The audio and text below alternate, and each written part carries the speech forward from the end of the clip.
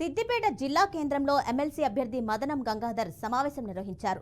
చిన్నతనం నుండి బాల కార్మికుడిగా పేపర్ బాయ్గా పనిచేసి ఎస్ఐగా ఉద్యోగం సాధించారన్నారు. డీఎస్పీ వరకు ప్రమోషన్లు పొందాయని తెలిపారు. ప్రస్తుత రాజకీయ పరిస్థితుల్లో యువ నాయకత్వం అవసరం ఎంతైనా ఉందన్నారు.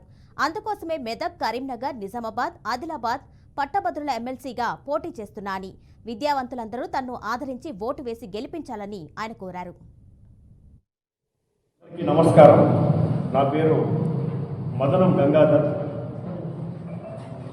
ప్రస్తుతము పట్టభద్రుల నియోజకవర్గమైనటువంటి ఉమ్మడి మెదక్, కరీంనగర్, ఆదిలాబాద్, నిజామాబాద్ జిల్లాల నుంచి త్వరలో జరగబోయే ఎలక్షన్స్లో నేను పోటీలో బరిలో ఉన్నాను. అయితే మా ఊరు ఆర్మూర్, నిజామాబాద్ డిస్ట్రిక్ట్. నేను 26 సంవత్సరాల పాటు పోలీస్ డిపార్ట్మెంట్లో వివిధ స్థాయిల్లో పనిచేశాను. ఎస్ఐ గాను, సిఐ గాను, డిఎస్పీగా పనిచేస్తున్న క్రమంలో ఈ మధ్యకాలంలో నేను ఉద్యోగం నుంచి నిష్క్రమించాను.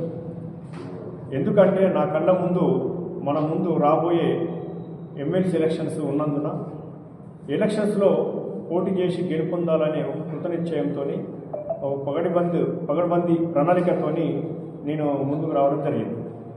అయితే రావడానికి ప్రధాన కారణం ఏంటంటే నా యొక్క వ్యక్తిగత జీవితం నాకు ఒక ఉదాహరణగా నిలిచింది.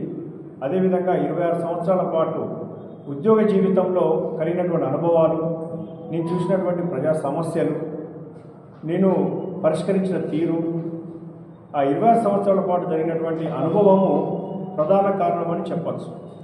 వీటి ద్వారా ప్రజాక్షేత్రంలో వచ్చి ఈ